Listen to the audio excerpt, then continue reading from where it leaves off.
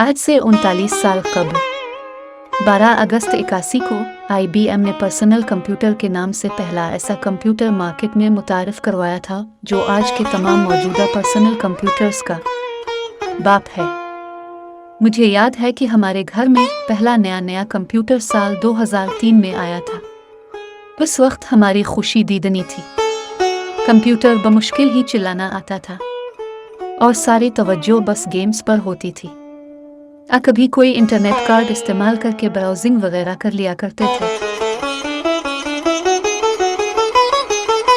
क्योंकि डाउनलोडिंग जितनी स्पीड तो आती ही नहीं थी। इस वक्त हमारे कंप्यूटर की रैम सिर्फ और सिर्फ 128 मेगाबाइट थी, जो कि विंडोज़ 98 चलाने के लिए काफ़ी थी।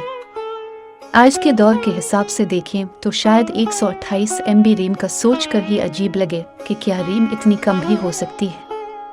तो जनाब अपनी हैरानी को थोड़ा बचा कर रखिए, क्योंकि आपको यह बताना मकसूद है कि IBM के जारी करदा पहले पर्सनल कंप्यूटर की ज़्यादा से ज़्यादा रैम 640 किलोबाइट थी, और अगर आज के दौर के हिसाब से इसकी कीमत का मुवाजना करें तो ये कोई $4,500 के बराबर बनती है। आगे आप खुद समझदार हैं। कंप्यूटिंग की दुनिया में तरक्की का सफ़र हर गुजरते दिन के साथ तेज़ तर होता जा रहा है। फ़ोन प्रोसेसर्स भी नित नई एप्लीकेशंस चलाने की अहलियत हर चंद माह में खोने लगते हैं, और हर नया वीडियो गेम आपको ये एहसास दिलाता है कि आपके पास मौजूद कंप्यूटर उसे हिचकियाँ ले लेकर ही चला सकता है। तो बात हो रही थी हमारे नए नवीले कंप्यूटर की। चंद माह बाद दिल चाहा कि इस कंप्यूटर में विंडोज़ 98 के बजाय विंडोज़ XP होनी चाहिए।